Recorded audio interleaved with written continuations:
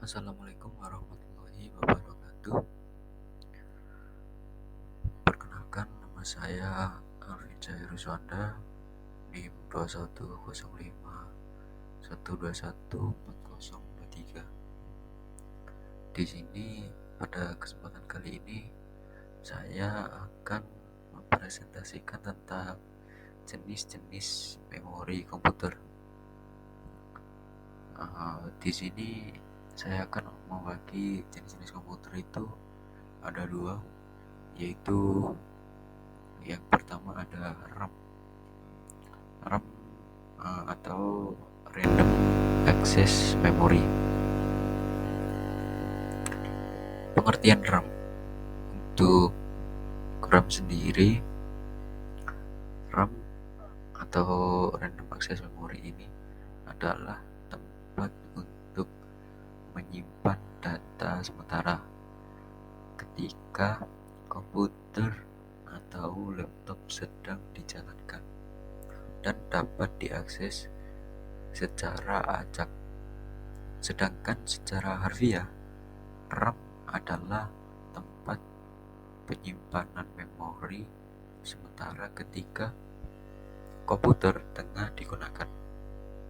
Jadi, memori penyimpanan RAM memang bersifat tak permanen. Artinya, ketika komputer mati, RAM akan kembali kosong dan akan terpakai setelah dinyalakan kembali saat beraktivitas. Sebagai contoh, ketika mengetik sebuah dokumen menggunakan Office, kemudian ditutup tanpa menyimpan terlebih dahulu, dokumen yang diketik akan tersimpan di memori RAM dan kita bisa membuka dokumen tersebut melalui histori terakhir dari Microsoft Word tadi. Selanjutnya, fungsi RAM. Fungsi RAM sendiri itu sebagai penyimpanan data sementara. Jadi, pada suatu perangkat komputer, laptop maupun HP atau handphone, fungsi RAM sangatlah penting. Salah satunya adalah sebagai penyimpanan data sementara. Jadi, ketika kamu sedang melakukan sesuatu hal, data yang kamu kerjakan akan sementara tersimpan dan terbaca pada RAM secara otomatis. Hal tersebut yang menentukan jika RAM besar dapat menyimpan banyak data yang kamu kerjakan. Jadi, mengurangi potensi dari lag ataupun lemot pada komputer, laptop maupun HP. Lalu ada jenis-jenis RAM. Di sini saya jenis-jenis RAM ini ada 10 ya. Yang pertama ada DRAM atau Dynamic Random Access Memory. Jenis RAM ini merupakan memori semikonduktor yang memerlukan kapasitor sebagai tumpuan untuk menyegarkan data yang ada di dalamnya. RAM ini memiliki kecepatan yang lebih tinggi dibanding EDORAM, namun lebih rendah dibandingkan SRAM. Untuk yang kedua ada SDRAM atau Synchronous Dynamic Random Access Memory. SDRAM menjadi RAM yang memiliki kecepatan cukup tinggi dibanding jenis-jenis RAM lainnya, yakni kecepatan sampai 100 sampai 133 MHz. RAM ini banyak digunakan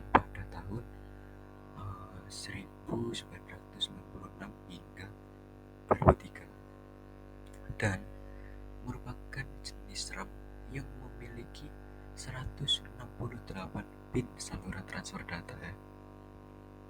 Lalu untuk yang ketiga ada RDRAM, Rambus Dynamic Random Access Memory. Komponen ini diperkenalkan pada tahun 1995 dengan kecepatan 600 MB per second pada tahun 1997. Kecepatan RDRAM meningkat hingga 700 pada tahun 1997 kecepatan RDRAM meningkat hingga 700 MB per second dan pada tahun 1998 menjadi 1,6 GB per second ya. Untuk SRAM yang keempat atau Static Random Access Memory, jenis RAM komputer ini terbuat dari semacam semikonduktor yang tidak memerlukan kapasitor dan tidak memerlukan penyegaran secara berkala, sehingga kinerja bisa lebih cepat. Hal ini disebabkan komponen ini hanya menggunakan transistor tanpa kapasitor. Untuk yang kelima ada EDORAM atau Extended Data Out Random Access Memory. RAM ini dikembangkan tahun 1995 dan memiliki kemampuan yang lebih cepat dalam membaca dan mentransfer data dibandingkan dengan jenis-jenis RAM lain. Untuk slot memori EDORAM ialah 72 bit. Untuk jenis-jenis RAM yang selanjutnya yang keenam yaitu ada FPM DRAM atau First Pitch Mode DRAM. Jenis RAM ini merupakan bentuk asli atau bentuk awal dari DRAM. Laju transfer maksimum untuk cache L2 mendekati 176 MB per detik. FPM bekerja pada rentang frekuensi 16 MHz hingga 66 MHz dengan akses waktu hingga 60 ns. Flash RAM merupakan jenis memori berkapasitas rendah yang digunakan pada perangkat elektronika seperti TV, VCR, hingga ponsel lama. Memori ini dipasang pada perangkat yang memerlukan refresh dengan daya yang kecil. Selanjutnya yaitu nomor 8 ada VGRAM atau Video Graphic Random Access Memory. VGRAM biasanya digunakan untuk menyimpan kandungan pixel bagi sebuah paparan grafik. Penggunaan chip ini akan memberikan performa video yang baik dan mengurangi tekanan pada CPU. DDR SDRAM, Double Rate SDR-RAM. Jenis RAM ini menjadi salah satu yang memiliki kecepatan sangat tinggi di antara jenis-jenis RAM. Tak heran RAM ini digunakan di berbagai perangkat saat ini. RAM ini mampu menjalankan 2 instruksi sekaligus dalam satuan waktu yang sama. Memori ini memiliki 184 pin RAM jenis ini juga mengkonsumsi daya listrik yang lebih rendah. Lalu yang 10 ada SODIMM atau Small Outline Dual Inline Memory Module. Memori ini merupakan jenis memori yang digunakan pada perangkat notebook. Bentuk fisiknya cukup ringkas, kira-kira setengah dari besaran DDR-RAM, sehingga lebih menghemat ruang.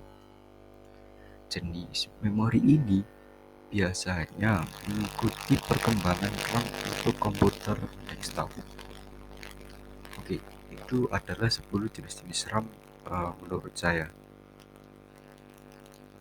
Yang kedua ini ada ROM atau Read Only Memory. Pengertian ROM atau Read Only Memory merupakan jenis memori atau tempat penyimpanan data di dalamnya perangkat komputer yang sifatnya itu permanen, sehingga tidak mudah berubah atau juga hilang meskipun komputer tiba-tiba mati.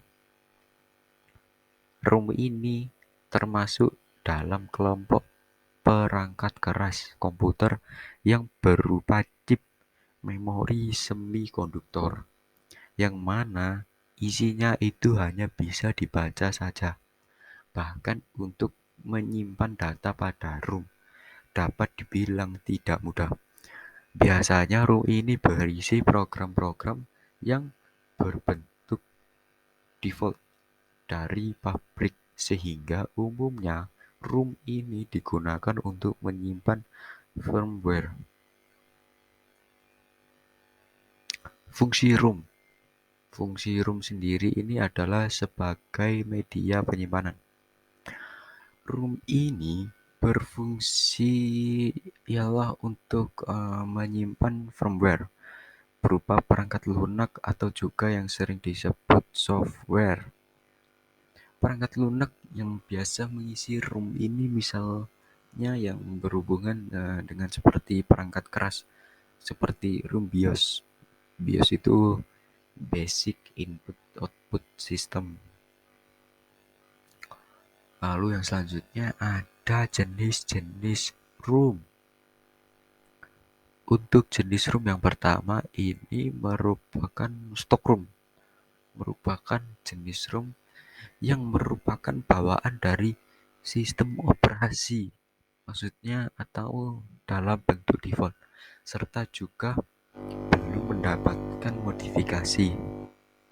Stok ROM ini berisi fungsi sebagai tampilan yang masih standar pabrik serta belum banyak mengalami perubahan dari pengembang.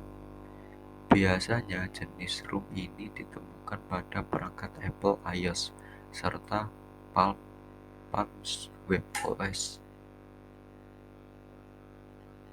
Untuk yang kedua, jenis-jenis ROM ada custom ROM. Untuk jenis ROM satu ini sangat cocok untuk menyimpan data-data penting perusahaan, disebabkan karena sifatnya yang dapat dikustomisasi atau juga dimodifikasi sendiri. Custom ROM ini memang sering digunakan oleh pengembang independen yang hobi di dalam mengotak-atik perangkat komputer. Custom ROM ini dikembangkan dengan secara langsung dari Google beserta OS yang dimilikinya, yang juga banyak dijumpai pada perangkat Android. Yang ketiga dari jenis-jenis ROM ini, yang terakhir adalah manufacturer atau carrier stock ROM. Jenis yang ketiga ini dapat juga disebut dengan sebutan carrier stock ROM, yang mana sudah mendapatkan perubahan dari pabrik atau juga operator jaringan. Perubahan pada ROM seperti ini bertujuan untuk dapat memberikan penambahan custom pada aplikasi, sehingga jenis ROM ini jarang ditemukan pada perangkat PC, serta sebaliknya. lebih sering diaplikasikan pada perangkat Android. Ini adalah jenis-jenis room menurut saya sendiri. Begitu saja presentasi saya uh, pada presentasi materi jenis-jenis memori komputer. Maaf bila ada salah kata atau salah ucapan yang tidak disengaja.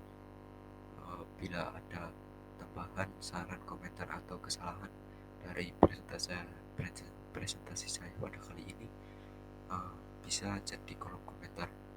Terima kasih. Wassalamualaikum warahmatullahi wabarakatuh.